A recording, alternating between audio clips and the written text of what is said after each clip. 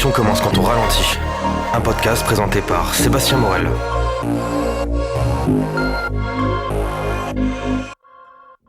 Bonjour à tous et bienvenue dans Récup Active. En préparation physique, on parle souvent de programmation, de charge, de force, de vitesse, mais deux coachs peuvent avoir les mêmes connaissances et obtenir des résultats totalement différents.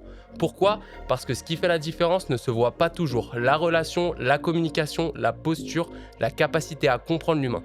Aujourd'hui, on va parler de ce qui fait un bon coach au-delà de la technique, les soft skills et l'importance de continuer à se former tout au long de sa carrière. Et pour en parler, j'ai l'honneur de recevoir la crème de la crème. Ils sont préparateurs physiques et formateurs. J'ai nommé monsieur Sofiane Batiki et Pablo Amouche. Récup Active, c'est parti. Merci à tous les deux les gars d'avoir accepté l'invitation. Merci à toi. Je suis honoré. Merci. Rapidement, pour ceux qui ne vous connaissent pas, si ça existe, est-ce que vous pouvez vous présenter ? À qui l'honneur ? Sofiane, Pablo ? Je suis Charlie, c'est Lulu. On est sur M6. On est au plus jeune, ça ? Ouais, c'est Bon, bah, allez. Du coup, Pablo Amouche, je suis préparateur physique depuis 13 ans maintenant et responsable de formation. J'ai 2 casquettes. J'en ai une sur la tête, mais j'en ai 2 sur la vie. Donc, j'ai toujours été dans la formation et dans la préparation physique dans les sports collectifs, les sports de combat et puis plus récemment dans la glisse et puis les sports automobiles. Avec la formation, je suis avec un organisme de formation, Transfert, et puis ce qui nous réunit aussi avec Sofiane, sur les diplômes de coach sportif du CQP au DEGEPS haltéro-muscu. Voilà. Sofiane Batiki, je suis donc préparateur physique, notamment pour la Fédération française de ski. J'officie dans différents sports aussi. Ça fait depuis 2009 maintenant, je pense. Ouais, 2009. J'ai commencé à me former dans les métiers du sport en 2009. Donc, ça commence à remonter un petit peu.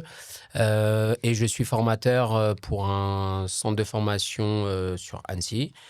Et pour un deuxième qui fait du CQP à Chambéry. Et c'est ça qui nous a amenés à travailler ensemble. Mais depuis longtemps, on travaille ensemble avec Pablo. Il a été intervenant dans le centre de formation pour lequel j'officie en tant que cordeau sur Annecy, sur l'aspect haltérophilie. Et puis, comme il est bon, il s'est retrouvé à ne plus avoir de temps à nous donner. Donc, nos chemins se sont séparés pour revenir de plus belle. Et pareil, il m'a fait intervenir à Transfert, qui est à la base sur Paris. Et j'ai pu intervenir sur des BP hybrides, etc.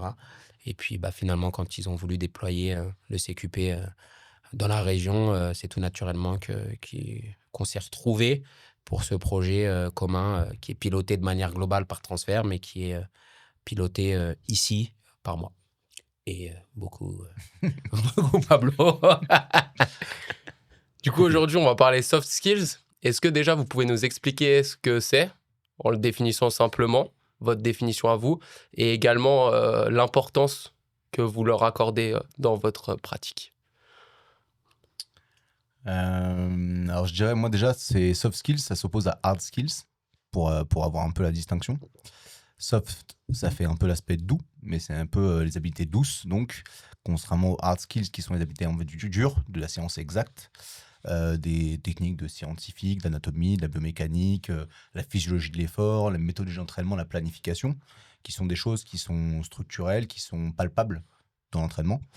Le soft skills, l'habilité douce en français, parce qu'on peut aussi parler français, et en fait, on va être sur toutes les compétences qui vont être autour du relationnel, de l'intelligence émotionnelle et, on va dire, du savoir-être et non pas du savoir-faire ou du savoir tout court. Mais c'est aussi cette notion de savoir-être de l'entraîneur qui amène une compétence qui n'est pas palpable en termes de... Il n'y a pas une fiche de séance de soft skills, on ne fait pas une séance de soft skills, mais c'est toutes les interactions qu'on va avoir avec l'athlète, avec le staff, avec l'environnement autour, qui pourra nourrir le projet de performance. En tout cas, moi, c'est ça que j'entends par soft skills. Sofiane ?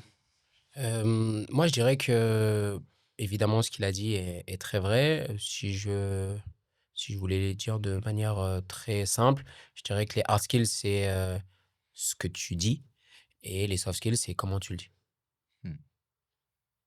Donc, on peut avoir la même information qui va être passée, mais pas reçue de la même manière selon la manière dont on l'aura dit par le canal de communication qu'on aura privilégié pour donner cette information-là, et aussi de la manière dont on aura préparé le terrain, je dirais, sur les mois, les années avec l'athlète, pour que je sais que dans mon staff, quelque chose que moi je vais dire ne va pas être reçu de la même manière que mon entraîneur principal lorsqu'il va dire la même information à un athlète. Et je pense que on est dans des cursus, notamment sur le cursus français, sur tous les diplômes. On est vraiment plutôt orienté hard skills parce que c'est, comme a dit Pablo, mesurable. Et on se rend compte que sur le terrain, ce qui va faire la différence, au-delà de l'aspect hard skills, qui va être développé de la même manière à peu près dans tous les UFRAPS de France, dans tous les BPGEPS, dans tous les CQP, c'est quelle capacité j'ai à interagir avec les gens qui sont autour de moi. Et quelle place vous accordez à ces soft skills? Prépondérante. Et surtout que c'est pas forcément une place, c'est plutôt, comme disait Sofiane, vu que c'est un comment, c'est plutôt une posture, c'est pas une place. C'est pas une case qu'on met dans la journée où là, tiens, je vais parler de soft skills ou je vais être en mode soft skills. C'est plutôt en fait mon travail, ma journée imprégnée de ma façon dont je vais le dire, de ma façon dont je vais faire transmettre l'information, dont je vais passer l'information, dont je vais passer l'énergie, l'intention, mais d'une séance ou bah, d'une consigne ou appréhender la réunion qu'on va avoir avec le coach sur les objectifs de la semaine. C'est tout ça en fait. Il n'y a pas de place. C'est plutôt un prisme, tu vois.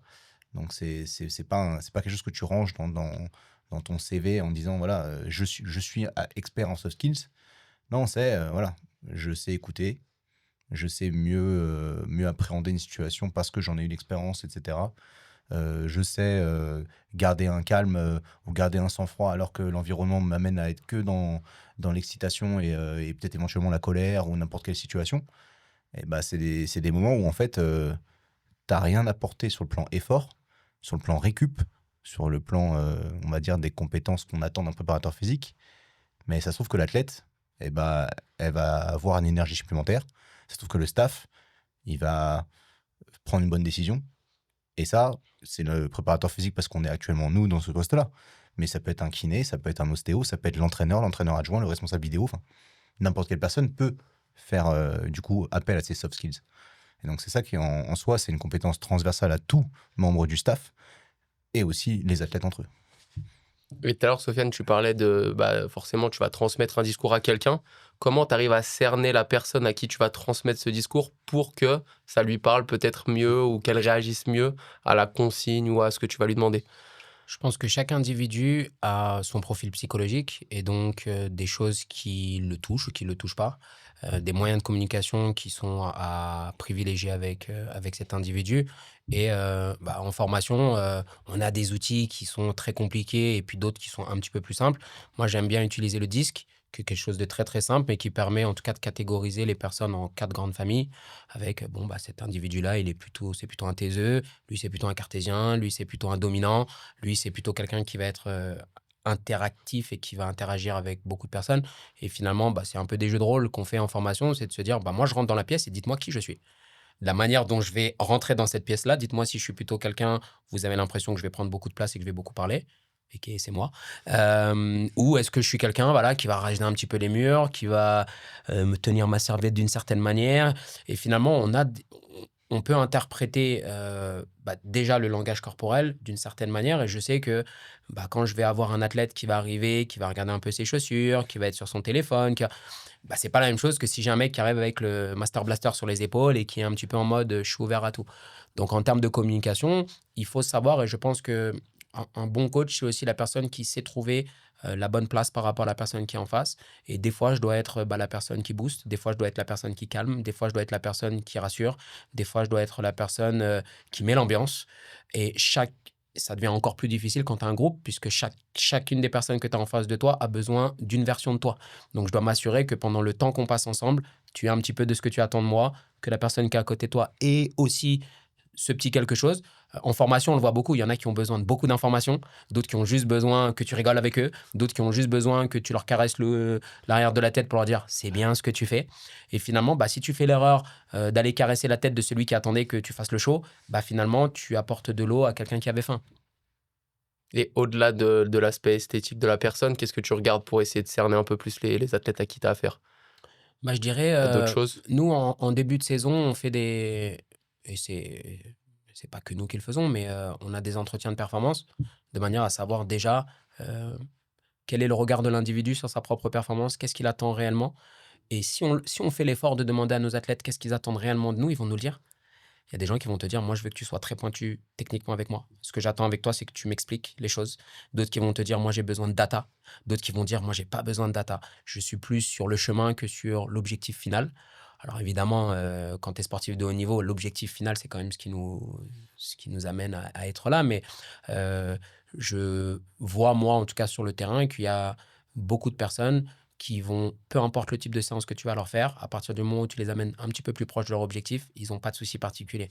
Et d'autres, si tu enrobes pas ça de quelque chose de très fluide pour eux, peu importe l'objectif qu'ils auront, ils vont quand même mal vivre la séance et se dire, oh, même si je suis plus proche de mon objectif qu'hier, franchement, c'est pas cool ce que je suis en train de vivre.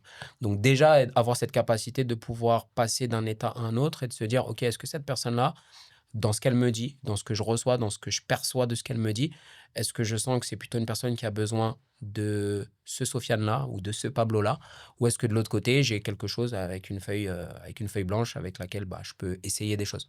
Mais on se trompe, hein. On se trompe tout le temps. Donc au début, on va venir avec ce qu'on est profondément, et puis soit ça colle ou soit ça colle pas. À part si on a pu déjà intégrer et qu'on a pu aussi interpréter ce qu'on a pu voir. Mais ça reste une interprétation. Ça reste une interprétation. Moi, je vais te voir, la première fois que je t'ai vu, j'ai eu une idée de toi. Comme toi, la première fois que tu m'as vu, tu as eu une idée de moi.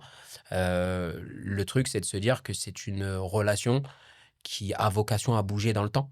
Peut-être que au tout début, ça va être très descendant parce que je dois te dire des choses et tu dois les écouter et tu dois les appliquer. Et puis à un moment donné, ça fait un petit moment qu'on se connaît. On peut passer sur autre chose. On peut passer sur quelque chose de beaucoup plus collaboratif, beaucoup plus participatif. Et je peux te demander ton avis dans le projet de perf. Alors qu'au tout départ, quand tu es un jeune qui rentre dans le groupe, tu sais pas grand-chose. Donc c'est à moi de te guider. Donc c'est savoir à quel moment je porte la torche, à quel moment c'est à toi de la porter, à quel moment moi je te tire, à quel moment je me mets juste à côté de toi et à quel moment je peux te laisser continuer à marcher tout seul. Pablo, toi, c'est quelque chose qui te parle ou tu utilises Ouais. différentes choses? Effectivement, en fait, ce que dit Sofiane, ça me rappelle vraiment cette intention qu'on doit avoir, qui prime un entraîneur, parce qu'on est des entraîneurs, ça doit être entraînant, tout simplement. Un entraîneur, ça doit être entraînant. Parce que nous, on va amener finalement des concepts, des projets, des objectifs, mais on doit faire en sorte que l'athlète le fasse lui-même, tu vois. C'est-à-dire que nous, on peut les faire pour nous-mêmes, mais un entraîneur, ça doit être entraînant. On attend de l'athlète qu'il soit entraînable, et il faut attendre de l'entraîneur qu'il soit entraînant. Et il faut que l'athlète entraîne son entraîneur aussi. Ce que disait Sofiane, ça m'intéresse, c'est que avoir finalement cette logique d'entraîner son entraîneur. Parce qu'il faut qu'on lui donne des feedbacks aussi à l'entraîneur. Et trop souvent, l'entraîneur, il a tendance à se dire, voilà, je vais appliquer quelque chose. Oui, je vais demander des datas, le RPE de l'effort, etc. Mais en fait, l'athlète, il attend comment d'être entraîné aussi. Comment lui il se perçoit dans l'entraînement, comment lui il perçoit la séance, l'effort. Est-ce que lui, pour l'effort, c'est un duty, c'est un devoir? Est-ce que pour lui, c'est une motivation pure, intrinsèque? Est-ce que il a envie de faire ça pour sa mère, il a envie de faire ça pour ses petits frères, pour être, je sais pas, il y en a, il a juste gagné des thunes, il y en a, ils veulent représenter leur pays, etc. Enfin, tu vois. Sauf que l'athlète aussi, il a aussi finalement la capacité à entraîner son entraîneur. Parce que l'entraîneur, lui aussi, il a envie de performer. On a tous envie, on a tous, nous, en tant qu'entraîneur, des objectifs d'entraîneur. Et ça, on oublie, en tant qu'entraîneur, des fois, que nos propres objectifs, en fait, ils vont transpirer dans le projet de performance. Je te dis n'importe quoi. Moi, par exemple, c'est un truc qu'on en parlait avec Sofiane. J'ai envie d'avoir une médaille olympique. Avec n'importe quelle discipline. Hein, ça peut être le curling sur sable, j'en ai rien à foutre.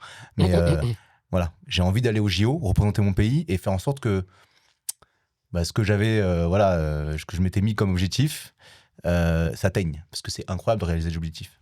Sauf que nous, on doit faire transpirer ça aux athlètes sans pour autant que, en fait, ça parasite lui-même, l'athlète, dans son projet. Il ne faut pas que nous, on devienne l'athlète en termes d'état d'esprit. Puisque l'athlète lui-même a son état d'esprit, sa façon de le vivre, sa façon de s'entraîner, qui ne doit pas être notre façon de s'entraîner. Trop souvent, l'entraîneur va dire « Ouais, moi j'ai fait ça, ça a bien marché, je vais le produire à quelqu'un d'autre ». C'est là où on arrive à avoir les anciens athlètes très mauvais entraîneurs. Puisqu'ils reproduisent perpétuellement le schéma qu'ils ont eu comme athlète, sans réfléchir à comment j'ai été entraîné moi, qui je suis moi, comment j'entraîne la personne en face de moi et qui elle est elle. Se connaître soi-même, c'est la force supérieure. Parce que ce que disait Lao Tzu, ça c'est hyper intéressant. Connaître les autres, c'est la force.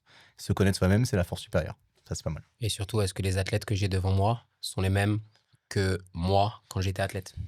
Parce qu'on a des chocs générationnels où, effectivement, on a des entraîneurs qui entraînent comme on les a entraînés. Sauf que si toi, ton entraîneur, il date des années 80, il y avait une certaine manière de fonctionner, il y avait une certaine manière de parler aux athlètes, il y avait une certaine manière de d'éluder certains sujets, notamment la santé mentale, par exemple, qui était vue un peu comme t'es un fragile. Si tu parles de la santé mentale, t'es un fragile. Aujourd'hui, si tu prends un mec qui a passé ses diplômes dans les années 80 et qui n'a jamais fait de recyclage et que tu le parachutes aujourd'hui avec tout type d'athlète et peu importe le sport, où il faut parler avec eux, il faut leur expliquer pourquoi, il faut leur expliquer comment, il faut prendre en compte les aspects psychologiques aussi, et tu peux être vite perdu. Tu peux être vite perdu. Et je pense également que sur le côté, on a tous eu cet athlète avec lequel on utilise un moyen en se disant que c'est comme ça qu'il va le recevoir. Et finalement, on se rend compte qu'on est à l'opposé de ce que lui, il attendait. Je vais te gueuler un petit peu dessus, ça t'inhibe. Alors que moi, je pensais que ça allait t'exciter. Ou je te parle tranquillement, alors qu'en réalité, j'aurais dû te crier un petit peu dessus. Tu vois, c'est toute cette compréhension du moment. Je pense que c'est vraiment ça, la compréhension du moment. Parce que tout le monde n'a pas la même cartographie. Il y a des personnes qui nécessitent certains outils à certains moments. Et tu as des athlètes, tu dis non, mais lui, en vrai, il faut toujours lui parler tranquille. Mais peut-être qu'aujourd'hui, c'est finale olympique, il ne faut pas lui parler tranquille. Il faut le choquer. Ou au contraire, c'est un mec où d'habitude, tu as l'habitude de lui, voilà, de le hyper beaucoup, de le mettre derrière. Et puis peut-être qu'aujourd'hui, pour le hyper, il faut le laisser chercher sa propre hype tout seul. Et tu vois, c'est la compréhension. Et je pense que les gens qui ont des bons soft skills sont surtout des bons... Observateur. Exactement. Ils écoutent beaucoup, ils sont dans les écoutes actives, ils voient ce qui se passe et ils sont très rapidement capables de changer leur fusil d'épaule et d'être un peu un caméléon sur différents aspects et de se dire, OK, moi, ma manière de faire, ça fonctionne de temps à autre, mais ça fonctionne pas tout le temps. Et donc, je dois me dire, est-ce que j'ai la capacité d'avoir différentes capes que je peux mettre ou pas, selon l'intervenant, en tout cas, selon la personne que j'ai en face de moi. Et ça devient un asset. Parce que quand tu es dans une organisation, tu vas parler avec des athlètes, tu vas parler avec des parents, tu vas parler avec des kinés, tu vas parler avec d'autres coachs, tu vas parler avec les médecins, tu vas parler avec ton chef de groupe. Et toutes ces personnes-là que je viens de te citer, elles attendent un Sofiane différent. Elles attendent un Sofiane différent. Mon chef de groupe, quand il me parle, il veut de la data. Ou des fois, il veut ressentir ce que moi, je perçois du groupe. Est-ce que l'énergie, elle est bonne? Est-ce qu'ils sont cool? Est-ce qu'ils sont impliqués? Est-ce qu'ils ne sont pas impliqués? Et finalement, ça, c'est pas palpable. Tu es impliqué de combien sur 10? Donc moi, il fait confiance à mon baromètre à moi. Et de la même manière, quand je parle avec le kiné, lui, il s'en fout de comment tu te ressens. Hein. Il va te dire, OK, on en est à quel stade? Là, il a cette patho-là, on en est où? Qu'est-ce que tu as pu lui faire faire? Et finalement, c'est être capable aussi d'interagir avec les différentes personnes d'un staff. Mais quand on est coach, avec un athlète, c'est déjà de savoir, dans ce contexte-là, quelle partie du coach il a besoin. Après la séance, peut-être qu'il a besoin du coach sympa, gentil, qui va te parler de toute autre chose. Pendant la séance, il a peut-être besoin du coach data. Et puis, avant la séance, il a peut-être besoin du coach hyper. Ouais, blabla, ça va être cool, je vais mettre un peu de musique, je vais te mettre dans une bonne ambiance pour commencer la séance. Et finalement, c'est avoir cette capacité de passer de l'un à l'autre et de revenir et de repartir tout en restant professionnel. Il est là un peu le problème, c'est que la finalité de tout ça, c'est quand même que l'athlète, il performe. Et on peut souvent se cacher derrière, voilà, il ne faut pas qu'on se trompe sur ce qu'on va dire aujourd'hui, c'est que les soft skills, oui, mais d'abord les hard skills. Donc vous mettez ça d'abord dans cet ordre, d'abord être bon techniquement. Je prends un coach. Ouais. Je prends un coach. Le problème, c'est que pour moi, les deux ne s'opposent pas. Les deux doivent être à 100%. C'est pas l'un avant l'autre. Mais est-ce que les deux peuvent se développer déjà? Bien sûr. Les deux peuvent se développer, carrément. Là, pour rebondir sur ce que disait Sofiane, si tu veux, il y a à la fois quel coach être, quel outil utiliser dans la boîte à outils que tu as en main. Plus tu as d'outils, mieux c'est. Et les outils, c'est des hard skills, des soft skills, etc. C'est pareil. Mais la façon d'utiliser. Par exemple, j'ai n'importe quoi, tu peux utiliser un tournevis avec une vis. Et en fait, tu peux quand même péter le pas de vis parce que tu forces trop avec le tournevis.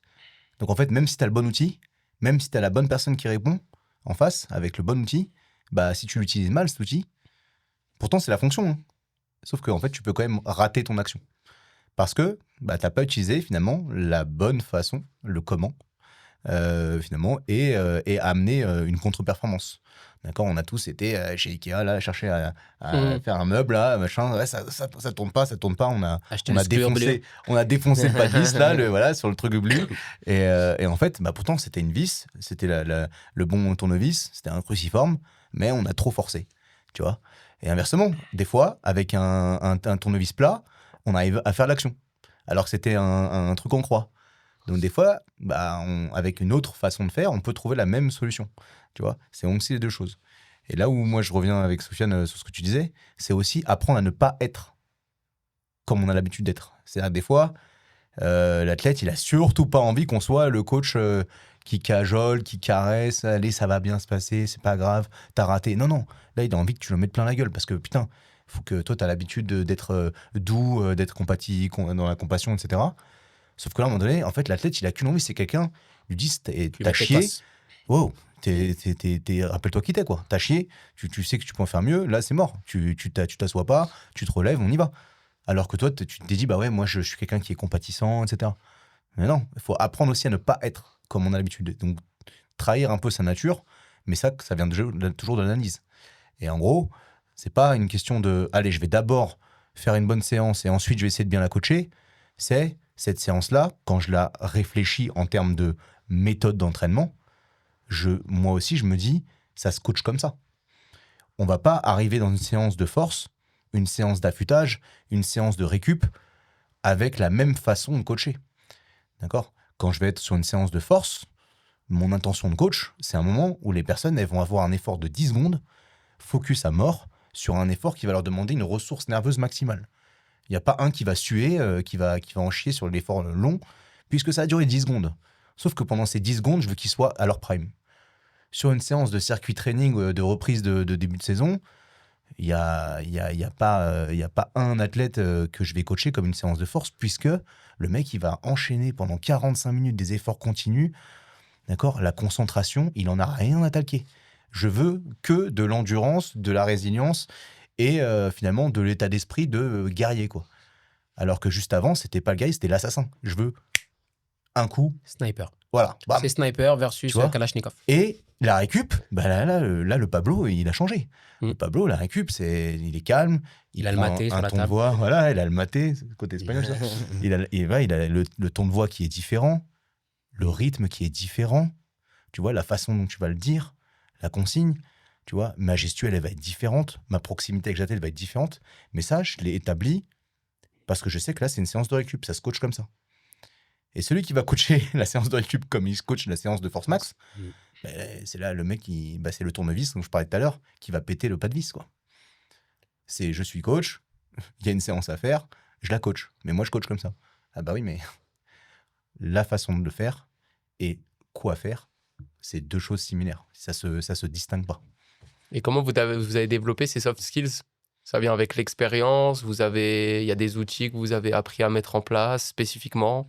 Moi, je pense, pour être dans la formation maintenant et voir la genèse des projets de la plupart des gens qui rentrent là-dedans, c'est que naturellement, quand tu vas commencer, et c'est normal, tu vas plutôt être orienté par les hard skills en disant il faut que je sois un tueur sur ça, il faut que je connaisse les méthodes de développement de la force, de développement aérobie, etc. Et en fait, tu te rends compte que oui, c'est important, mais que, alors, dépendant à quel niveau tu opères, mais monsieur, madame, tout le monde qui vient s'entraîner avec toi et qui prend de son temps et de son argent pour venir te voir, en vrai, et c'est marrant parce que juste avant de venir, j'étais dans une salle et je parlais avec un jeune apprenant qui me disait, ouais, parce qu'on parlait d'une troisième personne et à quel point, au niveau des soft skills, c'était pas dingue. Donc, c'est un très bon praticien. Par contre, en termes d'interaction avec les gens, pas top. Moi, je pense que tu peux être comme ça quand tu es un tueur de l'enfer. C'est-à-dire que tu es un chirurgien du cerveau, tu es le meilleur, tu es reconnu. On s'en fout que tu sois gentil ou pas gentil, tu dois soigner des cerveaux. C'est un peu moins vrai avec un coach. C'est-à-dire que j'ai demandé à une dame qui est passée, qui venait juste récupérer un colis. Et je lui ai demandé, madame, est-ce que vous faites du sport ? Elle me dit non. Bon, je lui ai dit, ça serait bien qu'elle commence. Et puis derrière, je lui ai dit, si vous aviez le choix entre un coach qui est un tueur techniquement, mais qui est pas très sympa, ou l'inverse. Là, vous qui commencerez demain, qu'est-ce que vous choisissez ? Elle m'a dit, un mec sympa. Et en fait, je pense que là, tout de suite, et ben on se rend compte que la plupart d'entre nous, dans notre début de carrière, on se trompe là-dessus en se disant, moi, pour fonctionner, il faut que je sois le meilleur possible. Non, il faut que tu aies les outils. On veut citer les terminaisons Ouais, musculaires. ouais, On mais veut c'est leur normal. expliquer les filières. Bien sûr. On veut leur dire qu'est-ce qu'on va faire dans la méthode Et tu vas être vu d'entraînement. comme un tueur. Voilà. Tu vas être vu comme un tueur. Tu veux la Sauf que légitimité. certains athlètes ne nécessitent pas ça. Alors évidemment, il y a un tronc commun à avoir, il y a des connaissances fondamentales qu'on doit avoir, mais jusqu'à où? Et qu'est-ce que je dois développer comme hard skills pour être légitime? En fait, Et- ouais, c'est juste pour rebondir. En fait, plus tu es expert, moins ça se voit, en fait. Mm. C'est-à-dire que tu rentres dans la salle, ça ne se voit pas. Mais à partir du moment où tu vas ouvrir la bouche, tu vas lever le bras, tout le monde va dire à lui, Il est chaud. il est chaud. Alors, voilà, c'est ça. Mm. C'est quand tu rentres dans une salle, normalement, le maître de la classe, tout le monde le sait qui c'est. C'est-à-dire, c'est ça le truc. Et c'est ça, on va dire, je pense, l'objectif à atteindre, c'est de se dire, quelle que soit finalement ta compétence, quand tu rentres dans une salle et que tu dois être celui que tu dois être, tout le monde t'identifie comme, ok, lui, c'est le leader. C'est ça un peu l'idée aussi. Ça veut pas dire que tu dois être tout le temps leader dans toutes les situations. Ça veut pas dire que tu es, mais ça se trouve que tu n'es pas le leader dans ton couple, ça se trouve que tu n'es pas le leader dans ta famille, ça se trouve que toi, quand tu pratiques le sport même, tu es en mode tranquille. Mais dans ton métier, là, boum, tu bascules et tu as finalement le momentum à chaque fois. Donc, il faut forcément être un leader. Bah, Je pense que ça dépend au niveau... Alors, c'est ce que j'ai l'habitude de dire.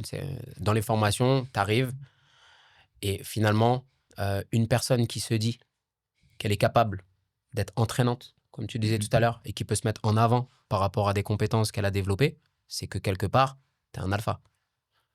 Et si t'es un mec qui rase les murs, ça va être compliqué d'être coach. Ouais. Donc, ça veut dire que chaque début de formation, je me retrouve avec 25 ou 30 alphas devant moi, qui sont des alphas en puissance. Ouais. Ça va se matérialiser de manière différente. Certains, ça va être dans la manière d'interagir, d'autres, ça va être dans leur manière de s'entraîner, d'autres, mais c'est des alphas en puissance. Je dirais que pour être intéressant, il faut être intéressé, et pour être entraînant, il faut être entraîné. Un minimum. Donc, c'est ce que je leur dis à chaque fois, il faut que vous ayez au moins un petit échantillon de ce que vous voulez vendre. Donc, si moi, tu veux m'accompagner dans un projet de perf, mais que toi, ça transpire pas la perf, toi, c'est comme aller voir une nutritionniste qui est grosse ou gros. Ou aller voir un mec qui va m'apprendre à courir, même si j'ai pas besoin que tu sois le plus grand coureur de tous les temps, il faut que je sente que quelque part, soit dans ton physique ou soit dans ce que tu vas me dire, que tu connais et que tu maîtrises. Donc, je pense qu'il y a, encore une fois, il y a différents athlètes qui sont finalement appâtés ou qui sont sensibles à différentes choses. Moi, j'ai des athlètes qui me prennent comme référence parce que comment je parle. D'autres, la couleur de ma peau. D'autres, sur ce que j'ai fait. J'ai des gens qui m'appellent sur la foi de ce que j'ai fait avant. Donc, en réalité, je pense qu'il faut être capable d'être cette personne si tu as besoin de l'être. Ça veut dire que tu n'es pas obligatoirement la personne qui va tout gérer, mais si à un moment donné, parce que la situation le nécessite, tu dois prendre le lead, tu dois être capable de le prendre. Pablo entraîne des athlètes et des gros groupes, que ça soit à Chambé, il faut que tu sois capable que quand tu prends la parole, ok, le temps s'arrête, on m'écoute. En formation, c'est la même chose. Bah, toi, tu le vis maintenant, et tu vois que même tu peux avoir le bon message, mais pas être le bon messager. De la manière dont tu vas finalement arriver, t'imposer, parce que c'est ça qu'il faut. Il faut t'imposer. Et toi-même, tu sais on forme tous des gens. Si tu arrives et que tu ne poses pas de limite tout de suite, ils vont monter sur ta tête, ce qui est normal. C'est des alphas en puissance. Ils vont voir une personne qui n'a pas confiance en elle ou qui ne pose pas de cadre. Forcément, c'est le propre de l'homme. Il va essayer de monter sur ta tête et de faire ce qu'il faut. Mais pas méchamment. Hein. Donc, je pense que oui, il faut être leader. Après, pas leader négatif. Être un leader, ça veut dire être capable de donner une direction et d'être devant et de tirer les gens avec toi. Donc, ça peut être à l'oral, ça peut être physiquement, ça peut être dans la manière dont tu vas manifester ton professionnalisme. Tu vois, si j'arrive, bête, hein, mais j'arrive et je sais que mon coach, il a préparé la séance, il a préparé l'espace de travail, c'est déjà être leader. Comparativement à un coach qui va t'attendre avec son café ici et qui va réfléchir à la séance quand il va te voir. C'est du lead. C'est prendre les devants. Prendre les devants. Et pour rebondir, inversement, tu as le coach qui va avoir son café et qui va attendre que tu arrives. Mais dès lors que tu as fini, toi, de te changer et que tu arrives sur le terrain, il pose son café, il arrive Il est prêt. et tout est prêt. Donc en fait, c'est pareil, c'est l'apparence de la personne qui va peut-être être nonchalante, qui va peut-être pas avoir tout. Il n'y avait pas marqué personal trainer sur sa chemise, mais c'est un personal trainer. Il n'y a pas 50 années d'études, mais le mec, il connaît tout, etc. Et ça, du coup, c'est pareil, tu parlais de comment on l'atteint, comment on le développe. Je pense qu'un maximum d'ouverture de connaissances, finalement, et de culture de l'entraînement. Et quand je parle de culture de l'entraînement, c'est aussi de la culture de la performance. Et la performance, elle est dans plein d'aspects. Moi, je sais que très vite, donc j'ai eu aussi moi une famille. Je pense, Sofiane, on est un peu pareil en termes de culture parce qu'on vient de banlieue parisienne, donc et on travaille avec l'équipe de France de ski. C'est quand même pas si mal. Pas mal. Un Renoir, un Rebeu qui travaille avec l'équipe de France de ski. C'est pas mal. On est reconnaissable. On est reconnaissable. Quand la Fédé, c'est bon. Mais non, mais dans ma culture, j'ai appris de différentes langues. J'ai appris aussi à performer sur le plan artistique. J'ai été éduqué à tout ce qui va être littéraire, même à la poésie, à devoir écrire, etc. C'est côté ma mère, tu vois, là-dessus. Et aussi, le fait d'être performant, c'est aussi apprendre à reconnaître des choses belles, des choses qui sont de l'excellence. Tu vois, tu vas dans un musée, tu vois un peintre qui a peint un tableau, mais un tableau de maître. En fait, tu as compris l'excellence, tu as compris le pointillisme, l'exigence. Tu vas à un bon restaurant, tu vas pas chez Burger King, tu vas à un bon restaurant, le mec, il va te montrer comment c'est organisé un plat, comment c'est organisé une saveur, comment il a construit l'histoire de son assiette.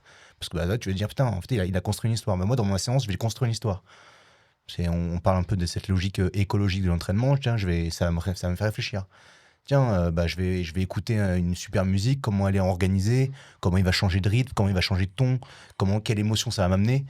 Et tiens, ça se trouve que dans l'entraînement, moi, si j'arrive à changer l'atmosphère, etc., changer de ton, ça va m'amener une émotion, une pensée, une façon de faire, etc. Et là, en fait, tu t'imprègnes de tout ce qui est excellent dans la nature, dans la culture. Et en fait, je pense que c'est aussi une capacité à s'émerveiller, à être curieux, à aller chercher le beau chez toutes les, on va dire, performances humaines qu'on peut avoir. Et à mon avis, c'est quelque chose qu'il faut développer beaucoup plus dans l'esprit de culture de la performance de l'entraînement. C'est dans quel autre milieu les gens sont performants, autres que sportifs, et comment eux, ils s'y prennent, tu vois. Et moi, je trouve que depuis 2 ans, je travaille avec un danseur de l'Opéra de Paris. Eux, alors, Hard Skills, l'enfer. Les danseurs étoiles, l'Opéra de Paris, la culture française, ça fait 80 ans que c'est la même séance. L'organisation, c'est-à-dire de l'échauffement à la fin de séance, ça fait 80 ans qu'ils n'ont pas changé. Depuis la culture des gens qui ont mis les dogmes de l'entraînement, de la danse classique, quoi. Lui, il se fait chier comme un rat mort en termes de séance.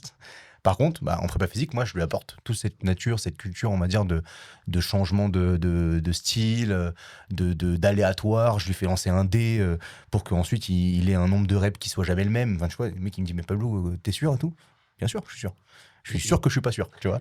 C'est ça le truc. Parce que lui, il a tellement l'habitude dans sa séance de danse, il fait 4 heures de danse par jour, c'est tout le temps la même codification, tu vois.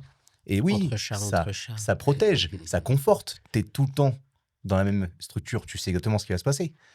Mais sur le terrain, sur la scène, ça va jamais se passer comme il faut, tu vois. Son partenaire va être un peu en avant, un peu en retard.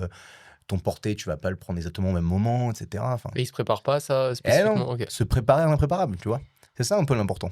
Pour moi, je trouve que finalement, la performance ultime, c'est de se dire, quelle que soit la situation, dans mes ressources internes, j'ai les techniques, les fondamentaux physiques, techniques, tactiques qui me permettent de performer, mais j'ai une ressource cognitive, émotionnelle, d'observation, d'analyse, etc., qui me disent, là, je vais me comporter comme ça, donc je sais quel tiroir finalement sortir et quelles ressources récupérer sur le plan émotionnel, mon état d'esprit, sur ma façon de dire.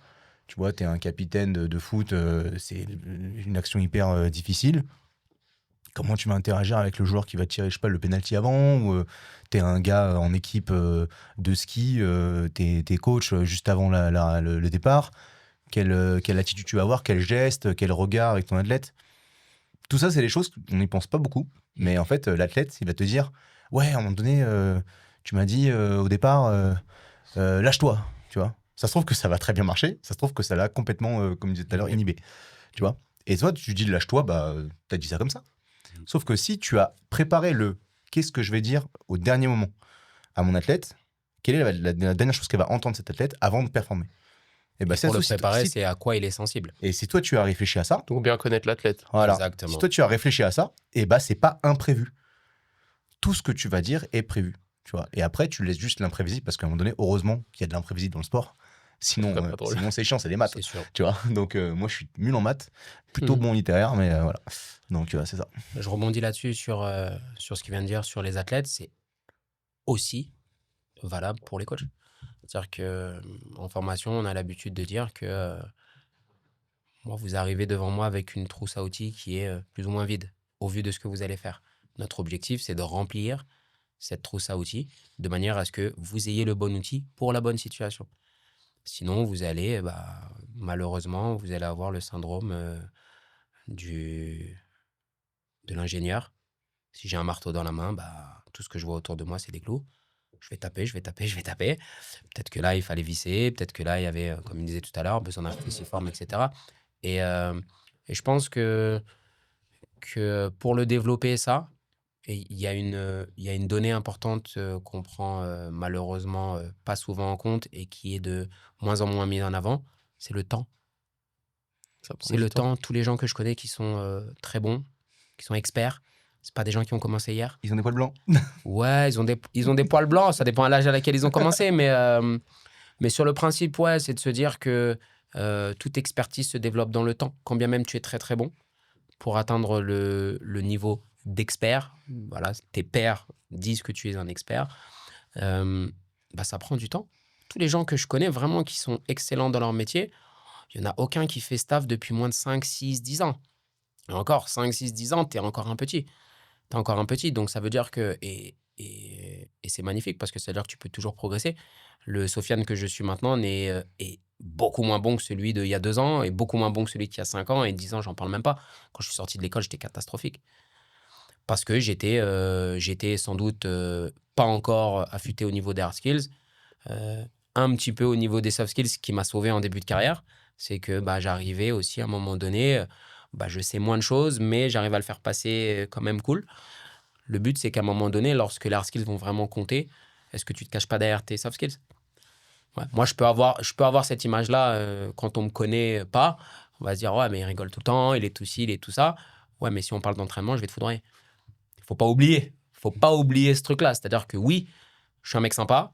Oui, je suis un mec cool. Oui, je suis capable de balancer des blagues, etc. Par contre, si on parle d'entraînement et qu'on se pose tous et qu'on parle d'entraînement, en fait, il sait un petit peu.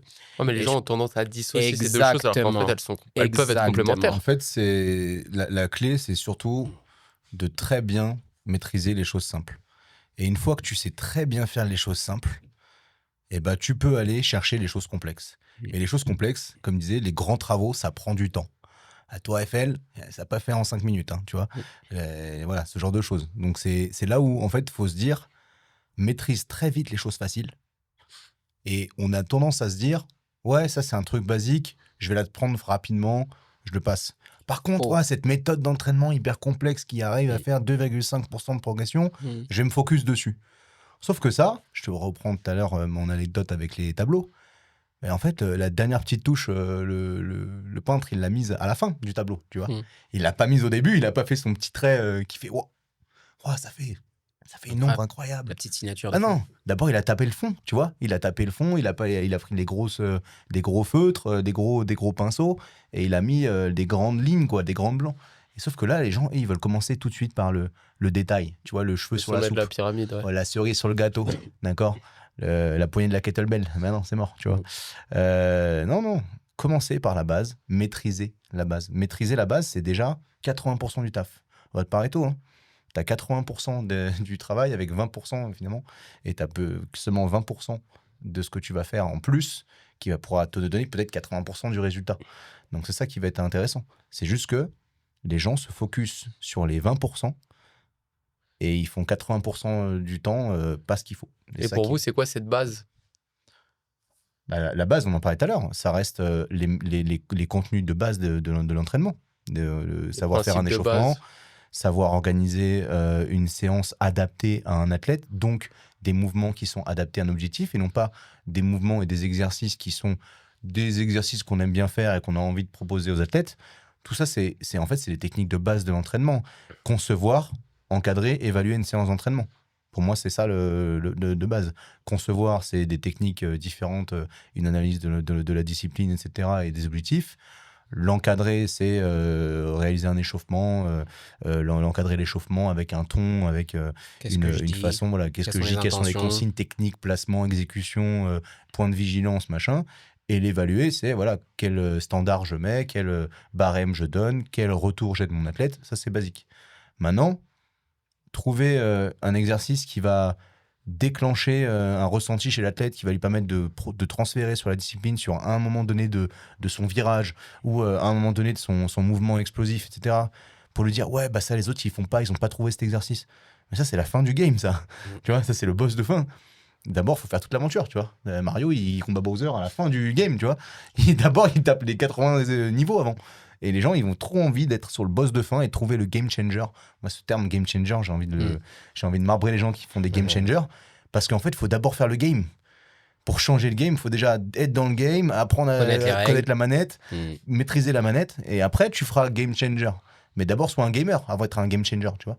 Le souci, c'est que c'est moins glamour de dire, bah écoute, il va falloir être patient. Tu sais, c'est comme la maison. Je dis souvent en formation, là, vous me parlez de la lumière du plafond. Il n'y a même pas de sol dans votre maison. Tu me parles de la couleur du bibelot que tu vas mettre ou de la couleur des rideaux, il n'y a pas de fenêtre. Construis comme une maison. Avant de commencer à discuter des murs, bah, il faut déjà une dalle. Et puis après, une fois que tu veux discuter, une fois que tu as des murs, tu peux commencer à réfléchir où tu vas mettre les fenêtres, où sera la porte. Mais tant qu'il n'y a pas de dalle, pourquoi tu me parles de porte? Pourquoi tu me parles de fenêtre? De quoi tu me parles? T'es complètement fou. Mais le souci principal, c'est que, bah, effectivement, aujourd'hui, les basiques, bah, c'est des trucs qui sont redondants, c'est des trucs qu'il faut faire simplement avec excellence. Et ça va être la capacité à reproduire. J'imagine qu'on vous a déjà posé la question quand vous êtes avec des athlètes, mais comment t'entraînes des skieurs? Comment t'entraînes des mecs qui font du taekwondo? Comment t'entraînes? Bah, ils font tous la même chose. En réalité, moi, je pars vraiment du principe qu'il n'y a personne qui fait assez de PPG. Et la PPG, pour nous, si on a un lieu commun, c'est ça. C'est qu'est-ce que tu es capable de faire? Quelle est ta base? Qu'est-ce que tu es capable de faire avec ton corps qui nous emmènera à être plus à l'aise dans les différentes spécificités de ton sport à toi. Mais à la base, tout le monde a besoin de s'accroupir, tout le monde a besoin de pousser, tout le monde a besoin de tirer, tout le monde a besoin d'être gainé, tout le monde a besoin d'un petit peu de cardio. Donc si déjà ça, t'es pas un killer, bah ton game changer, pareil, comme il disait, ouais, il n'y a même pas de game là, tu vas rien changer du tout. Et donc on se retrouve souvent avec des gens qui vont nous demander des potions magiques.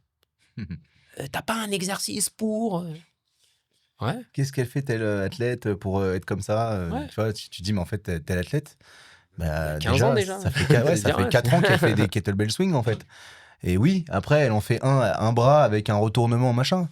Mais ça fait 4 ans qu'elle fait des swings à deux mains, bêtement, tu vois. Et ah oui, après, sur une vidéo que j'ai montrée sur Instagram, j'ai montré le truc un peu sexy. Et c'est ça aussi le problème, c'est qu'en fait, j'ai pas envie de dire les réseaux, mais on a, tant mieux, mais en fait, toutes les ressources qu'on a, bibliographiques, toutes les informations qu'on peut avoir sont sur des trucs qui peuvent être très 1%. pointilleux. Personne va faire une étude sur l'importance de l'échauffement lors d'une séance de musculation. Parce que c'est basique, tout le monde s'en fout, tu vois. Sauf que par contre, ils vont dire, ouais, quel exercice que tu peux intégrer dans l'échauffement grâce au neurocognitif va te permettre de débloquer 5% de ton cerveau. Ok, mais si déjà la personne, tu ne sais pas lui donner la consigne pour ensuite faire l'exercice parce que tu as parlé 5 minutes pour décrire un soulevé de terre, bah en fait, tu peux lui débloquer avec les neurones ce que tu veux. Si tu lui expliques un soulevé de terre en 5 minutes, la personne, elle en a rien à foutre, elle a tout oublié, quoi. Elle veut bouger vite. Tu vois? Donc en fait, tu vas trouver le petit point de game changer, mais à côté de ça, toi, t'es même pas un gamer, comme je disais tout à l'heure. Il faut être des gamers avant de faire un game changer, tu vois. Donc si tu te focus sur un élément joker, mais que tout le reste du jeu de cartes, il est mauvais, bah en fait, c'est un peu comme si tu joues au poker et tu mises tout sur ta une roulette. carte, quoi. Tu vois, j'espère que le reste qui est sur la table, c'est bon, parce que moi, j'ai une carte. Si c'est pas la bonne, c'est... Ouais. Sauf que ça se trouve que le mec, il a 3-2. Et en fait, il va te démonter parce qu'avec ses 3-2, il a un meilleur jeu que toi. Et toi, t'avais un as et t'as tout misé sur cet as-là. Ben en fait, ça n'a pas le résultat escompté. Et t'as tout perdu. Alors ça, c'est une métaphore, mais il faut un peu comprendre l'idée. Si les gens pensent que la performance se joue sur un aspect, c'est absolument, finalement, incohérent, puisque les soft skills montrent que il n'y a jamais qu'un seul aspect. C'est tout qui est lié. Les hard skills, les soft skills, la méthode, la planif, le comment tu le dis, l'état de forme de la personne, les adversaires, le terrain, etc., etc. Pour moi, les soft skills, ils viennent sublimer des hard skills. Et ils ne devraient pas venir les masquer. C'est-à-dire qu'aujourd'hui, si tu es faiblard au niveau hard skills, mais que tu es un mec super sympa, super truc, pas bon. Par contre, si effectivement le fait que tes hard skills arrivent à être mis en exergue par le fait que tu sais comment me le communiquer, tu sais comment animer, tu sais comment être avec les gens, c'est ça qu'on recherche, ça le Graal. On a pu tous avoir la chance de se retrouver aux rencontres de la performance. D'ailleurs, coucou Julien. On s'est rendu compte que finalement, toutes les personnes qui sont venues rechercher la base. Et quand on a eu des interactions avec tout le monde, et tout le monde nous disait en fait, on avait oublié que c'était aussi simple. C'était aussi simple. On n'a pas fait des trucs de fou. On est revenu sur la base et on se rend compte que la plupart des coachs en formation, ou même jeunes coachs, ou même coachs un petit peu avancés, sur certains aspects, ne maîtrisent pas les bases. Parce qu'on est passé, parce que même si c'est un sport, enfin en tout cas c'est une activité dans laquelle on peut vite être bon, tu peux pas être bon dans tout. Donc tu vas peut-être bon dans la programmation, pas bon dans l'animation, tu vas être bon en haltéro mais pas bon en kettlebell, etc. Donc on a tous vocation, on cherche tous à être bon dans le maximum de choses. Est-ce que c'est la bonne chose? Je sais pas. Est-ce qu'il faut pas mieux être expert dans quelque chose et puis se dire dans le reste ça va, je suis bon mais je suis vraiment un killer là-dedans. Mais on s'est rendu compte que il y a besoin de se former tout le temps. Et je pense que ça répond à ce que tu disais tout à l'heure. Comment on fait? On continue à se former de manière directe, avec des centres comme Transfert, comme d'autres. Mais comment bien se former? Parce qu'on a accès quand même à une quantité assez importante d'informations. Comment bien se former à l'ère de... Déjà, moi, bien se former, c'est bien s'informer. Tu vois, déjà, avoir les bonnes informations et des colloques comme on a eu la chance d'avoir avec les rencontres de la performance, ou un réseau, ton premier réseau, en fait, quand tu étais en formation, tes formateurs, etc., demander, en fait, poser des questions. Là, c'est aussi l'avantage des réseaux sociaux, c'est que moi, demain, je peux envoyer un message au préparateur physique d'une équipe de France, à Pavel Satsouline, voilà, et en fait, je le fais. Mais maintenant, ce qui est bien, c'est qu'aussi, j'ai un réseau, mais Sofiane et moi, on s'informe tout le temps, lui et moi. Toi aussi. D'autres, avec un Fred, avec un Nicolas Vandel que tu as reçu il n'y a pas longtemps. Ils viennent se former chez nous. On se forme avec eux. On s'informe. Et en fait, c'est déjà ça. C'est d'où tu tires l'information. Tu tires l'information de Google, avec t'as tapé formation prépa physique, ou tu as un gars que tu suis depuis 10 ans qui est préparateur physique, qui a construit un module de formation, et tu te dis, tiens, il fait un truc sur un sujet qui m'intéresse, peut-être que ça va être pertinent d'aller chez lui. Et sinon, si tu as vu une pub sponsorisée sur Instagram juste avant qui dit « Formez-vous en prépa physique en 2 semaines », machin, voilà, d'où vient l'information, tu vois? S'informer, se former, se déformer et se reformer. C'est ça l'idée. Parce que se former, c'est se déformer. À chaque fois que je suis en formation, je dis « Ah ouais, mais attends, ça, je le fais pas bien, en fait. » Ou alors, il a une vue, il a une façon de le dire, ou il a une expérience qui est pas la même que la mienne, je vais peut-être me remettre en question. Et du coup, je vais réajouter, je vais remettre à jour, je vais réajuster mon logiciel. Donc, il faut accepter de se remettre en question. Donc, c'est s'informer pour se former, pour se déformer et ensuite se reformer. Tu vois, c'est pour garder un peu la thématique de former. Et ça, c'est le cursus pour moi qu'il faut mettre en permanence. Je pense que Sofiane, il fera la même chose. Moi, je fais au moins une formation de plus de 30 heures par an. Je me forme tous les ans. C'est mon credo. Et alors, des fois, j'en fais des formations plus longues, mais je fais au moins une formation de 2 à 3 jours que je m'accorde par an. Et je la paye, parce que c'est un budget, parce que c'est investir dans ses compétences. C'est un investissement. C'est un investissement sur soi-même. Moi, par exemple, il intervient souvent sur un module sur les kettlebells. Ça fait 5 fois, 6 fois que je le vois, son module. Mais à chaque fois que je le vois, il est différent. Donc, je peux venir et écouter. Et à chaque fois, je vais ressortir quelque chose. C'est pour ça que quand je me dis et que je croise des coachs jeunes ou pas jeunes et qui me disent, bon, bah, je me suis déjà formé là-dessus, euh, je me dis, est-ce que ça serait pas bien aussi de se reformer sur les mêmes formations une deuxième fois et voir ce que je comprends? Je suis sûr que si on repassait les études qu'on a fait nous, on comprendrait autre chose que ce qu'on a compris à l'époque. Il y a l'importance du réseau, il y a l'importance des formations terrain. On a parlé de mettre en place des séminaires. D'ailleurs, on va bientôt faire des séminaires sur différentes choses en présentiel. Younes, tu peux clipper là. Non, sur le principe, je pense qu'on est un métier, on est un métier, nous sommes des artisans. L'artisanat ne peut pas s'apprendre uniquement dans les livres. L'artisanat, c'est toucher, c'est faire, c'est ressentir. Donc, je pense que aussi, les formations distancielles, on a certaines choses, mais ça doit aussi être backé par du terrain. Présentiel, ouais. Du terrain, que ça soit toi de ton côté ou que ça soit avec des professionnels qui vont pouvoir avoir l'œil et te dire et t'aiguiller sur certaines choses. Mais aujourd'hui, moi, j'ai des spécialistes des livres. Des spécialistes des livres. C'est-à-dire que quand tu leur parles, blablabla, bla, bla, bla, bla, viens entraîner, s'il te plaît. J'aimerais bien te voir entraîner. Quand tu vois ce que tu m'as dit, c'était super cool. Quand tu m'as expliqué les choses, ah ouais, j'étais grave d'accord avec toi. Quand je te vois coacher, je me dis, mais en fait, toi, t'es un mytho. T'es un mytho. Parce qu'il ne faut pas oublier que notre science, pour nous, hein, c'est la science du terrain.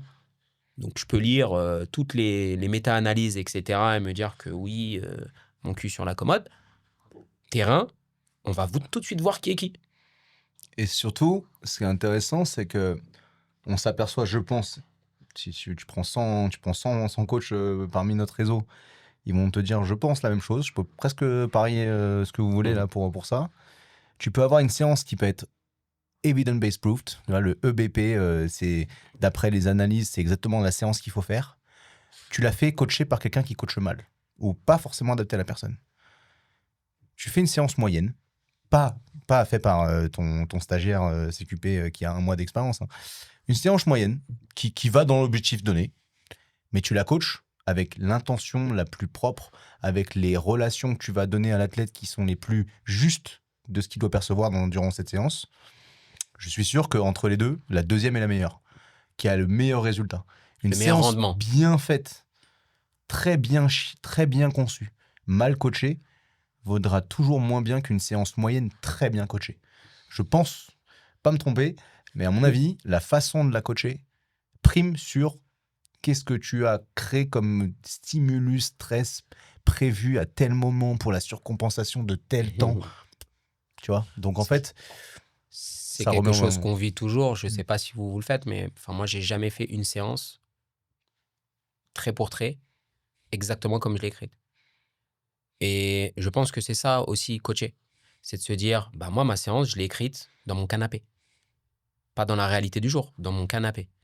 Ou sur mon bureau, peu importe. En me disant, on a fait ça hier, donc on va faire ça demain, on va faire ça après-demain. Sauf que la personne qui arrive, bah, elle arrive avec tout son bagage émotionnel, tout son bagage physique, toutes ses petites douleurs, etc. Et finalement, si on n'a pas cette capacité de pouvoir changer d'épaule, de comprendre le moment, de comprendre l'instant et de se dire que peut-être physiologiquement, elle est capable de faire cette séance, mais émotionnellement, je ne la sens pas. Peut-être que la meilleure séance, ça sera enlever une répétition, enlever une série ou enlever de la charge. Et ça, c'est difficile à faire palper à tout le monde parce que, bah, effectivement, c'est plus simple de se dire Franz Bosch ou Bonpas ou peu importe qui tu veux nous a dit que non, là, si on a fait 82,5 hier, aujourd'hui, c'est 85. Ouais, mais peut-être que non, peut-être qu'aujourd'hui, c'est 79, peut-être que c'est 78 ou peut-être même que c'est même pas faire la séance. C'est difficile parce que bah, ça va au-delà de ce qu'on nous a appris. Ça va au-delà des hard skills de base, de se dire, attends, ouais, mais moi... Et puis, c'est quelque chose qui me permet aussi d'avoir un doudou. De me dire, bah ouais, dans les livres que j'ai lus et que tout le monde valide, c'est ça qui est mis. Donc, si je le fais, je me trompe pas. Sauf que la problématique principale qu'on va avoir, c'est que tu peux pas mettre un système rigide sur quelqu'un qui ne l'est pas. Une personne par essence, elle va avoir des fluctuations. Des fluctuations hormonales, des fluctuations d'envie, de besoin, de physique. Si moi, je mets quelque chose de très fermé, sans possibilité d'en sortir, bah, en vrai, tiens, je demande à ChatGPT, tu me fais un truc sur 20 jours, X jours, et puis on va suivre. Je suis pas sûr que ça soit la meilleure chose. Et c'est aussi la raison pour laquelle bah, on a toutes ces capacités et toutes ces choses qui sont mises en place pour traquer que ça soit des RPE, que ça soit des wellness, que ça soit même des tracking en termes de vitesse de barre, etc. Ça nous prouve bien que finalement, c'est très difficile de se dire et de projeter qu'est-ce que l'individu qui est face à moi sera capable de faire dans une semaine ou dans 2 semaines ou dans un mois. C'est là que la quintessence pour moi d'un coach, elle arrive. C'est j'ai compris là où on doit aller, j'ai compris comment on doit y aller, je sais juste pas la temporalité. Et je sais pas quel athlète je vais avoir aujourd'hui. Peut-être que j'ai 100% de l'athlète, peut-être que j'ai 120% de la tête, peut-être qu'aujourd'hui j'ai 50% de la tête, et peut-être que j'ai son frère jumeau aujourd'hui, je le sais même pas. Je le sais même pas. Donc il faut analyser, il faut regarder, il faut écouter. Et comme je le dis, pour moi, le meilleur, le meilleur outil pour moi pour voir si ça va bien, c'est quand je te serre la main le matin et que je regarde ta tête et que je vois si tu as des cernes, si tu n'as pas des cernes, si tu es souriant d'habitude et qu'aujourd'hui tu l'es pas, si au contraire tu es très souriant alors que d'habitude tu l'es pas du tout, même ça aussi, hein. Tu es euphorique, tu n'es pas euphorique. Enfin, il y a plein de choses que tu peux T'as oublié ton interpréter. shaker, t'as pas la même boisson Exactement. d'habitude, tu vois. Mm. T'as pris tout ce qu'il fallait. T'as un truc après à faire. Tu dois vite partir plus tôt, tu me préviens à l'avance. Donc je sais que toi, t'es déjà en train de réfléchir à ce que tu vas faire Ça va se après. passer après. En Ouais. fait, c'est là où je pense dans notre métier, et je m'inquiète pas du coup pour ça. Tu parlais de ChatGPT, tu Ouais, parlais tu seras pas de remplacé, ça, c'est monitoring. sûr. En fait, l'intelligence artificielle, elle va nous permettre de faciliter les Hard hard skills. skills, Tout à exactement. L'intelligence émotionnelle, elle va sublimer ceux qui ont envie de finalement mettre le coaching au centre du projet. Parce que c'est ça, un coacher, c'est pas être un applicateur d'efforts. On n'est pas des distributeurs de sueur, quoi. Tu mets pas une pièce dans la machine, boum. Enfin, ça, tout le monde peut le faire, hein. Tu prends ChatGPT, ils vont te donner des séances. Maintenant, le coach, comme je disais, c'est comment tu vas l'entraîner et comment tu vas être entraînant, quoi. Et les personnes qu'on a, nous, on a la plupart du temps que des athlètes de très haut niveau. On peut très bien se dire, ah bah oui, mais eux, c'est leur métier, ils sont payés pour ça, c'est hyper facile. Non, c'est des humains. C'est encore pire. Non, mais ça, c'est Parce qu'ils en jamais de la font vie. beaucoup plus que la Justement. plupart des gens. Ça veut dire que les Et- mecs, ils nous font 12, 13, 14 séances par Voilà. semaine. Donc si tu arrives en mode, Et- tiens le papier, fais la séance, Voilà. ça va pas durer très longtemps cette C'est ça. histoire, avant qu'ils pètent un plomb. Et surtout que c'est des humains comme tout le monde. C'est-à-dire qu'il y en a, ils ont des chagrins d'amour, il y en a qui ont des problèmes d'études, il y en a qui ont la voiture qui marche pas, enfin voilà. Et puis il y en a qui ont des sponsors derrière le cul, il y en a qui doivent récupérer leurs sponsors, enfin, bref. Et tout ça, en fait, bah, l'athlète, lui, il doit quand même s'entraîner. Tu vois, c'est là où c'est dur quand tu es athlète de niveau, c'est que tu dois quand même aller à l'entraînement, parce que c'est ton travail. Tu dois quand même faire le match, même si t'as pas. Tu vois, bah, le mec de l'équipe 12 de football, il a pas match, il va dire à ses potes, les gars, je suis pas là, tu vois, je vais en vacances à Hawaï, vas-y, quoi, tu vois. Bah, le gars de l'équipe pro, il va pas dire ça. Il va dire, non, les gars, là, j'en ai ras le cul. C'est ça. C'est Nicolas Karabatic, dans son livre, qui en parle très bien. Il a eu cette première situation, en fait, où il a pas joué son premier match, finalement, non pas par une blessure physique, mais c'était une blessure psychologique. Il le disait. Burn-out, ouais. Il disait que c'était impossible à décrire, mais j'avais plus de force, j'avais plus d'énergie, j'avais pas envie. Sauf que bah, auprès de tes coéquipiers, auprès de ton staff, tu ne peux pas le justifier parce que c'est pas palpable. Il y a pas, dans le monitoring, non, fréquence cardiaque Il a au envie. matin, t'es bien. Voilà, même il arrivait pas. Et ça, CMJ était bon. voilà, et ça, bah, c'est un peu toute la culture de. C'est arrivé à ce moment-là, l'athlète, il avait plus le mojo. Bah, finalement, c'est un peu comme si aussi le staff doit se remettre en question sur comment on l'a coaché cet athlète, comment il percevait ses performances, comment il percevait le fait d'aller s'entraîner, etc. Parce que finalement, blessure du corps, bah, ça, c'est une blessure de l'âme, on va dire, ou du cerveau, ou de l'émotion. Ça compte aussi, une blessure, tu vois, là-dessus. Donc, ça se traite aussi.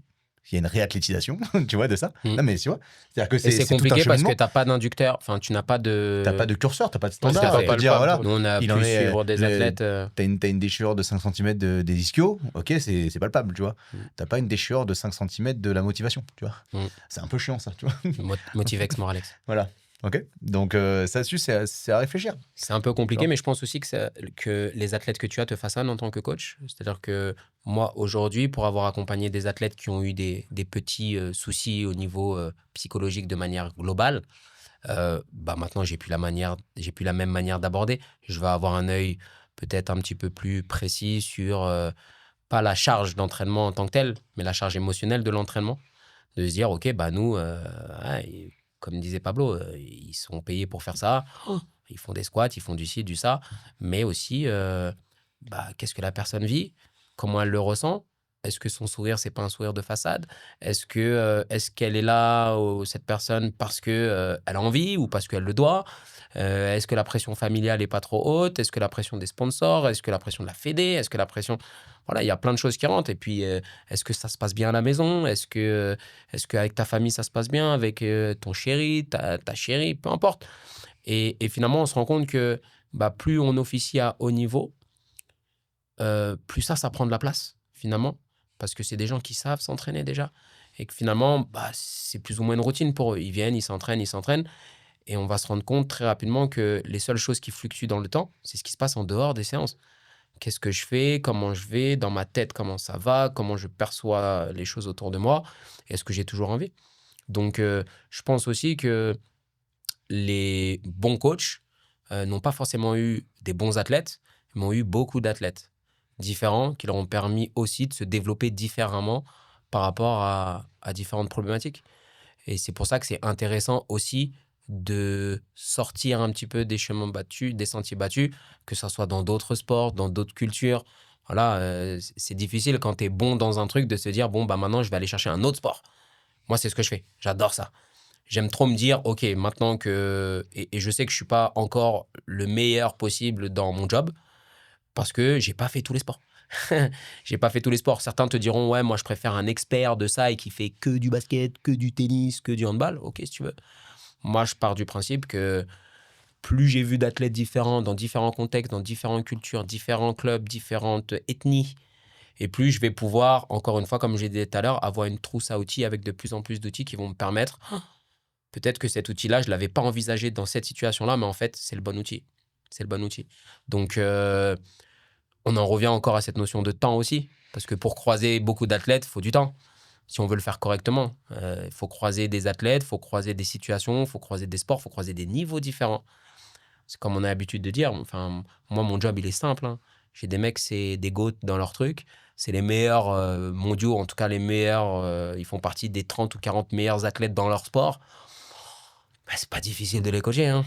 C'est pas difficile de les coacher. C'est pour ça que j'aime bien continuer à coacher monsieur, madame, tout le monde. J'aime bien continuer à être en formation parce que les problématiques de nos apprenants sont des problématiques terrain quotidiens. Monsieur, madame, tout le monde qui vient, qui a envie de perdre un petit peu de poids, qui a envie de prendre ci, qui prépare son premier semi-marathon ou 10 km, peu importe. Et tu te rends compte que, en fait, c'est lui le vrai coach. C'est lui qui amène la personne du point A au point B. On est tous des coachs, hein, mais pour moi, c'est plus difficile d'amener la personne du point A au point B quand elle commence que d'amener le 1% de fin quand, si on reprend notre maison, quand toute la maison est faite, c'est pas difficile de poser le Velux. Hein. Par contre, s'il est mal posé, Là, là, il est ouais, mal t'as pas posé, droit à ça la se verra fuite. plus. Voilà, t'as Ça pas se droit à la verra fuite, plus. ouais. Je suis pas forcément en fait sûr que ce soit pas plus difficile ou moins difficile. Mais par contre, s'il y a difficile moins par de l'outil. conséquences et plus de conséquences, d'autres outils et juste, ou alors des outils qui sont similaires, par exemple un renforcement musculaire, c'est juste que l'autre, tu vas le faire avec une précision la plus haute possible. Mais finalement, avec quelqu'un qui y répond très bien et que l'autre, tu as une marge d'erreur qui est beaucoup plus large. Sauf que le mec, quand il vise avec, tu vois, c'est le bourré qui joue aux fléchettes à la fin de la soirée, quoi, tu vois.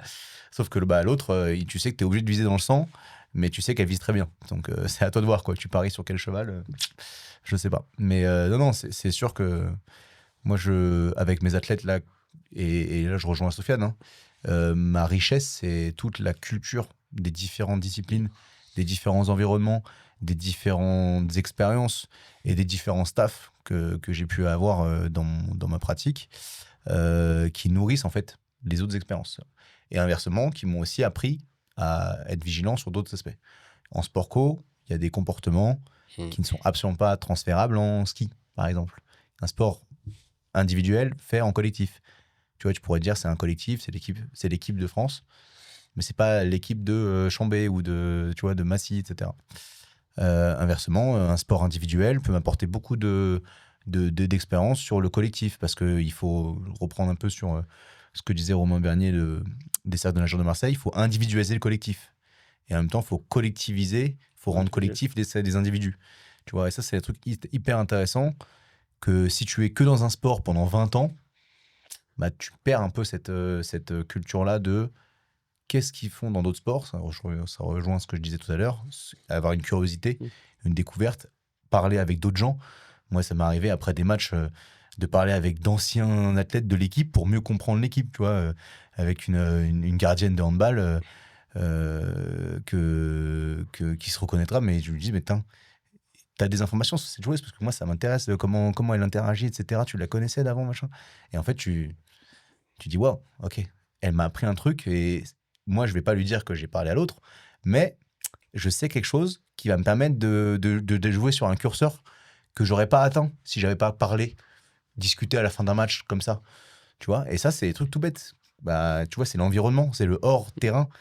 Et tu dis, bah, si toi, tu as un peu cette capacité à mieux communiquer, plutôt que si tu es sur ton téléphone en train de vérifier la feuille de stade de ton équipe, bah, moi, en fait, je communique, je parle avec les parents, tu vois, avec leurs pense frères que et sœurs, c'est avec le mec, quelque le chose de chéri. très intéressant qui dit Pablo, c'est que il n'y a pas un contexte dans lequel le préparateur physique doit intervenir. C'est pas genre quand la porte s'ouvre uniquement autour des machines. C'est quelque chose d'holistique. Et je dirais que notre travail numéro 1, c'est que ça se passe bien à la salle. Mais si on y va, si on prend la genèse du truc, si la personne doit arriver dans les meilleures dispositions à la salle, ça se crée avant. Ça se crée dans ce qui se passe chez toi, qu'est-ce que tu manges, qu'est-ce que tu fais. Et finalement, pour connaître ça, parce que finalement, on va pas passer énormément de temps avec nos athlètes. Enfin, tu les vois à la salle, mais en dehors, bah, moi, dès qu'ils partent, qu'ils prennent leur voiture et qu'ils repartent, j'ai pas la main dessus. Donc, le truc, c'est de pouvoir se dire, et je pense que ça, c'est pas beaucoup planifié, c'est avoir des moments d'interaction et d'échange. Alors, c'est difficile parce que bah, des fois, tu as d'autres jobs et puis ta mission, c'est de venir là. Et puis, tu es payé aussi des fois sur le temps que tu fais. C'est la séance, c'est pas avant, pas après. Moi, j'ai la chance d'avoir des journées complètes avec mes athlètes. C'est-à-dire que je mange avec eux entre midi et 2. Et avant qu'ils repartent, on a toujours un moment où ils sont tranquilles. Donc, moi, je prends ces moments-là pour discuter avec eux. Et je sais que dans l'été, je sais que j'aurai toujours passé du temps avec tout le monde. Alors, moi, j'ai pas énormément d'athlètes à gérer, ils sont une dizaine. Donc, sur l'été, j'ai le temps de passer du temps avec tout le monde entre midi et 2. Des fois, de passer en groupe, des fois individuellement avec un, parce que on va aller se poser dans le bac de réception de la gymnastique. Et puis, pour l'autre, ça va être on va jouer au foot ensemble. Entre midi et 2, on va jongler. Pour l'autre, ça va être tirer des paniers. Mais un moment d'interaction où, parce que des individus dans un collectif ne vont pas parler de la même manière. C'est-à-dire qu'il y a, quoi qu'il arrive, une pression du collectif qui fait que y a forcément des choses que j'aurais envie de dire, mais que je ne vais pas dire parce que les autres sont ici. Par contre, quand on a cette interaction tout seul, c'est que je ne vais pas te juger, que je veux juste discuter avec toi pour savoir, comme il a dit tout à l'heure, quels sont les points de friction, quelles sont les manières que tu aimerais, les choses que tu aimerais mettre en place, quelles sont les interactions que tu aimerais avoir avec moi. Et c'est riche d'enseignement parce que toi, tu as ta manière de voir les choses et tu dis, elle, de ce que je comprends d'elle, de l'image qu'elle me redonne, je pense que c'est comme ça qu'il faut interagir. Mais la vraie réponse, tu vas la voir quand tu vas lui poser la question. Moi, j'ai l'impression que, moi, je viens avec ma compréhension de la situation et je vais te dire, j'ai l'impression que toi, tu as besoin que je te pousse. Puis moi, j'ai des athlètes, elle me dit, moi, Sofiane, si tu me pousses trop, Ça va pas le faire. ça va pas le faire. Et tu vois, très souvent, je me suis dit, c'est ça que je dois faire. Et en posant la question, je me suis rendu compte que c'était pas du tout le truc. Donc en fait, c'est vraiment juste un truc de communication à la base. De poser les questions. De poser des questions et d'écouter les réponses. Ouais, d'écouter les réponses parce que combien font des RPE et des wellness et en fait, peu importe que tu me dises 1, 10, 15, ça sera la même séance. Mais ça sert à quoi de me poser la question? Ça sert à quoi de me poser la question si je sais pertinemment que la réponse, peu importe qu'elle soit bonne ou mauvaise, ça ne va rien changer sur ce que tu vas mettre en place. Le danger, c'est de poser des questions en ayant déjà l'intention d'y répondre. Tu vois, trop souvent, en tant que coach ou formateur ou machin, on a cette attitude de je vais poser une question et je vais attendre déjà en fait quel type de réponse. Ou alors quand la personne me pose une question, je suis déjà en train d'essayer de formuler ma réponse dans la tête pour combler le vide. Pour cocher la case. Et en fait, ça se trouve que la personne, elle va te poser une question et dans sa façon de la poser, elle va dire un truc qu'il fallait juste écouter. Ou alors attendre de finir parce que ça se trouve qu'elle va poser une question et juste après, elle va ajouter un truc en disant enfin, c'est juste que je voulais pas te déranger, tu vois. Et en fait, ça, c'est ok, elle veut pas me déranger, qu'est-ce qu'il y a? Bref. Après, le but, c'est pas de tourner psychologue, hein, Ouais. où, tu vois, on n'est pas non plus des mentalistes, etc. Faut pas croire que Sofiane et moi, on a des... Si, Tu vois moi je suis un mentaliste. Non, Ouais. L'oracle. L'oracle, exactement. Mais par contre, c'est juste se dire, prendre en compte le discours, comment on le dit, ce que nous, on perçoit, et qu'est-ce qu'on en a retenu, tu vois. C'est les systèmes de communication. Hein. Ouais. J'ai un truc à dire, comment je vais le dire, qu'est-ce qui a été dit, ce que j'ai compris, et ce que j'ai retenu, tu vois, il y a plein de filtres, hein, donc c'est le bordel, c'est plus que les Kardashians sur Instagram, hein, il y a encore plus de filtres. Donc là-dessus, c'est à prendre en compte. Sauf qu'en fait, dans ces filtres-là, il y a peut-être un truc qu'il va falloir retenir qui est important, et c'est peut-être dans les moments informels dont tu parlais, Sofiane, où quand tu vas avoir des moments formels, si tu es en train de parler à quelqu'un, eh ben, c'est ce moment-là qui prime le plus. Si tu es en train, en plus de faire quelque chose d'autre, etc. Enfin voilà, ça, c'est les choses qu'il faut prendre en compte. Et la communication, effectivement, pour moi, ça va être la clé. Et aussi, prendre en compte, quand on parlait de groupe, que le groupe aussi, en fait, a une identité propre. Et que cette identité est mouvante. Et du coup, pour les gens qui ont du coaching en collectif, il y a une dynamique individuelle, il y a une dynamique de groupe. Il y a une personnalité individuelle et il y a même une personnalité du groupe. Il y a un état d'esprit individuel et un état d'esprit du groupe. Et en fait, il faut se dire que tu peux jouer sur les deux. C'est-à-dire que tu peux très bien avoir des individus qui sont tous ils en ont ras le cul, mais en fait, en groupe, ça va bien. Ça devient un truc, tu vois. Le moins et moins, ça fait plus, tu vois. Et t'as souvent, aussi des gens, quand tu les vois au sein du groupe, ils interagissent d'une certaine manière. Et quand tu les prends tout seul, individuellement, c'est pas les mêmes. Autre chose. Dr. Jekyll, Mr. Hyde. Exactement. Mais la vraie chose, c'est de se dire, OK, dans quel contexte moi je l'ai? Parce qu'en vrai, si moi je te connais de l'extérieur et que je m'attends à ce que tu sois... Moi, j'ai une grande gueule. C'est-à-dire que quand tu me mets avec des personnes, je suis à peu près pareil quand je suis avec toi tout seul que quand je suis avec un groupe. Donc en fait, quand je vais faire quelque chose avec un groupe, tu vas pas dire, mais là, il se la raconte, il se la joue, il joue un rôle. Tu sais que je suis exactement pareil. Mais si à la base, moi, j'étais un taiseux de fou, et que quand j'arrive avec du monde, tu me vois sauter partout, tu vas dire, il a quoi, lui? Qu'est-ce qu'il fait? Tu vois, quand on arrive aux rencontres de la performance, tu t'es pas dit, mais là, il joue un rôle. J'étais pareil dans la voiture, dès qu'on arrivait devant tout le monde, c'est exactement pareil. Et on le voit et on le sent, il y a des gens qui vont être d'une certaine manière avec certaines personnes et qui vont être différents avec d'autres personnes. Donc, c'est se dire, encore une fois, avoir l'intelligence de se dire, quelle personne j'ai aujourd'hui? Est-ce que c'est la personne que j'ai quand elle est toute seule? Et des fois, tu vas avoir des moments où tu vas être en interaction seul. Genre dans un groupe, tu vas peut-être avoir une séance hors groupe avec un individu et tu vas faire l'erreur de te dire, bon, je vais faire la séance comme je le ferais avec le groupe. avec tout le monde. Sauf que là, aujourd'hui, c'est pas le même que j'ai devant. Tu vois, c'est ça aussi l'intelligence. Et finalement, c'est de comprendre l'instant et de comprendre quels sont les besoins de l'individu qui te fait face, là, maintenant, tout de suite, et pas de manière globale. Et de se dire que le paradigme, il peut changer d'un jour à l'autre. C'est-à-dire qu'aujourd'hui, je pensais que c'était ça. En groupe, on a besoin de le mettre en avant, on a besoin d'être un petit peu dur avec lui, mais quand il est tout seul, il a besoin qu'on lui caresse le dos et qu'on lui dise c'est bien ce que tu fais, etc. Donc, tu vois, de la manière dont je me perçois seul et la manière dont je me perçois dans un groupe et l'impact de ce que le regard des autres va avoir sur moi. Par exemple, dans les groupes que j'ai, si je sais que j'ai des athlètes, je ne peux pas les sniper pendant la séance. De par la place, exactement. Tu vas les descendre ou tu vas... Et de par la place qu'ils ont, ils vont prendre ça très mal, que je vienne leur dire ce qu'ils ont mal fait. Par contre, je vais prendre le temps après.